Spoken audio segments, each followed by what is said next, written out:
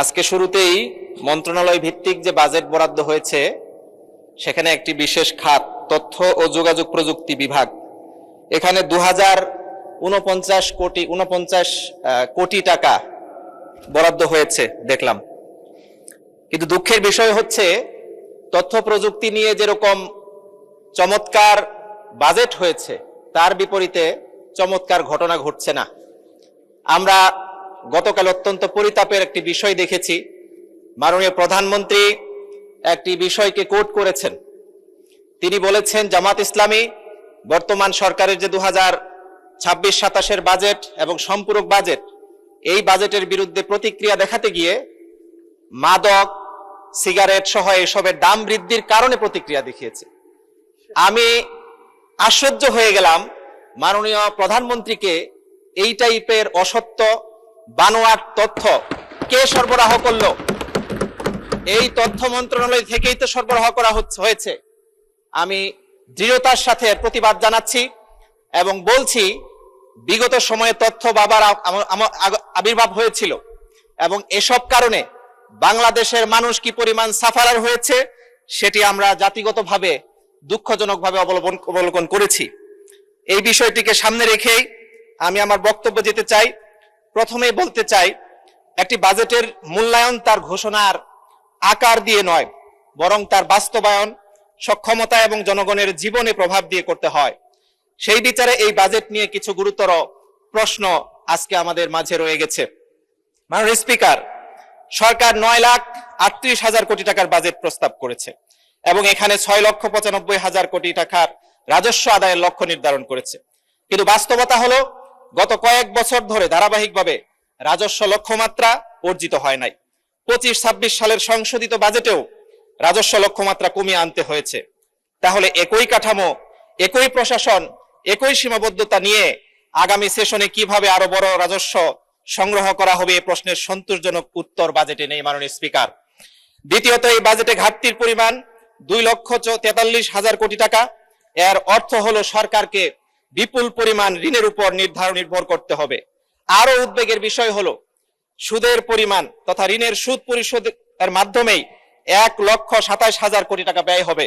অর্থাৎ জনগণের করের একটি বড় অংশ উন্নয়ন, শিক্ষা বা স্বাস্থ্য নয়, বরং অতীতের ঋণের বোঝা বহন করতে হবে। মাননীয় স্পিকার, সরকার 6.5% প্রবৃদ্ধির লক্ষ্য নির্ধারণ করেছে, কিন্তু বর্তমানে মূল্যস্ফীতি এখনো উচ্চ পর্যায়ে। ব্যাংকিং খাতে দুর্বলতা রয়েছে, অথচ যে ব্যাংকিং খাত থেকে একটি বড় অংশের ঋণ উদ্যোগ গ্রহণ করা হয়েছে এবং বেসরকারি বিনিয়োগের প্রত্যাশিত গতিও বাড়ছে না। এই বাস্তবতায় প্রবৃদ্ধির লক্ষ্য অর্জনের জন্য কি ধরনের কাঠামোগত সংস্কার করা হবে তা বাজেটে এখনো পর্যন্ত স্পষ্ট হয়নি।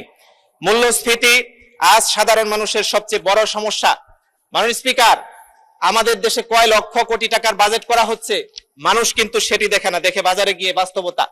করলার দাম কমেছে কিনা, আলু ঠিকঠাক মতো পাওয়া যাচ্ছে কিনা, খাদ্য, বাসা ভাড়া, চিকিৎসা, শিক্ষা সব ক্ষেত্রেই কিন্তু ব্যয় বেড়েছে।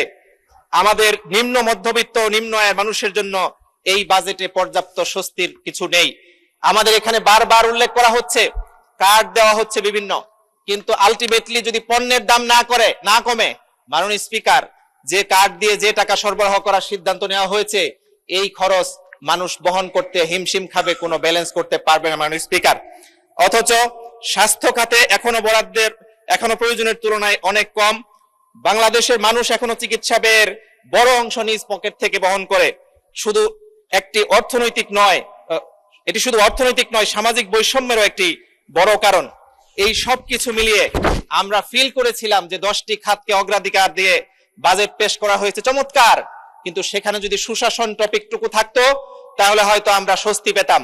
আজকে দেখছি মাননীয় স্বরাষ্ট্র মন্ত্রণালয়ের পক্ষ থেকে যে টপিকে বিবৃতি দেওয়া হয়েছে, এরকম আরো অসংখ্য টপিক আজকে আমাদের সংসদে 300 ধারায় কেন বিবৃতি দেওয়া হলো না মাননীয় স্পিকার, এটা আমরা জানতে চাই।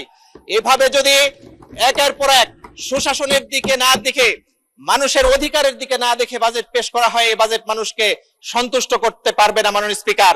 সর্বশেষ আমি আপনার কাছে একটু সময় বাড়িয়ে চাই, যদি সুযোগ দেন আমাকে। জি, 2 মিনিট দেওয়া হলো আপনাকে। মাননীয় স্পিকার, অত্যন্ত ধন্যবাদ আপনাকে। আমি বিশেষভাবে বলতে চাই, আমাদের এই দেশকে স্থিতিশীল করার ক্ষেত্রে মাননীয় স্বরাষ্ট্রমন্ত্রী বা তার মন্ত্রণালয় যে ভূমিকা রাখছে সেই বিষয়গুলো আমাদের জন্য অত্যন্ত পরিতাপের। তার পাশাপাশি একটি বিষয় দৃঢ়তার সাথে বলতে চাই, এই বাজেটে যে অগ্রাধিকারগুলো দেওয়া হয়েছে আর বিএনপির যে বক্তব্য আমরা বিভিন্ন জায়গায় শুনেছি, এই সংসদে শুনেছি, তার মধ্যে একটি বিরাট বড় পার্থক্য আমরা দেখতে পাচ্ছি। মাননীয় স্পিকার, এখানে কথায় কথায় যে কোনো সরকার দলীয় সংসদ সদস্যরা সুযোগ পেলেই বলেন জুলাই সনদকে অক্ষরে অক্ষরে শব্দে শব্দে নানানভাবে লাইনে লাইনে বাস্তবায়ন করা হবে, কিন্তু জুলাই সনদের বিশেষ স্পেস গুলোকে সামনে রেখে এই বাজেটে কি বরাদ্দ হয়েছে? শুধুমাত্র আমাদের শহীদ আহতদের পঙ্গুদের জন্য কিছু ভাতার কথা বলা হয়েছে, কিন্তু আমাদের আপার হাউস যদি হয় সেই বাজেটটা কবে প্রণয়ন করা হবে এটা আমরা জানতে চাই। মাননীয় স্পিকার, এরকম অসংখ্য বিষয়কে সামনে রেখে বাজেটের সাফল্য আমরা যদি মনে করি যে আকার দিয়ে সমাধান করব, তাহলে কিন্তু হবে না। মাননীয় স্পিকার, সরকার বিনিয়োগ ও কর্মসংস্থান বৃদ্ধির কথা বলেছে, কিন্তু বিনিয়োগের জন্য যে পরিবেশ প্রয়োজন তা কি দেশে বিদ্যমান? আইন শৃঙ্খলা পরিস্থিতি, নীতিগত অনিশ্চয়তা, প্রশাসনিক জটিলতা এবং বিভিন্ন অনানুষ্ঠানিক ব্যয় বিনিয়োগকারীদেরকে নিরুৎসাহিত করছে। বিদেশি বিনিয়োগ এখনো অত্যন্ত নিম্ন পর্যায়ে রয়েছে। অন্যদিকে সরকারের বাজেট ব্যাপকভাবে ঋণ নির্ভর, আমরা সেটা বললাম। সরকার সবার জন্য উন্নয়নের কথা বলছে, কিন্তু বাস্তবে উন্নয়ন বরাদ্দের ক্ষেত্রে বৈষম্যের অভিযোগ রয়েছে। দেশের বিভিন্ন অঞ্চলের মধ্যে উন্নয়ন বৈষম্য এখনো প্রকট, বিশেষ করে উত্তরাঞ্চল দীর্ঘদিন ধরে অবকাঠামো উন্নয়ন বিনিয়োগ বঞ্চিত। এ ব্যাপারে বাজেটে কি বলা হয়েছে সেটা কিন্তু আমাদের জন্য প্রশ্নের। পরিশেষে বলতে চাই, অগ্রাধিকার নির্ধারণে যথেষ্ট নয়, সেই অগ্রাধিকার বাস্তবায়নের জন্য রাজনৈতিক সদিচ্ছা, সুশাসন, জবাবদিহিতা এবং সুস্পষ্ট কর্মপরিকল্পনা প্রয়োজন।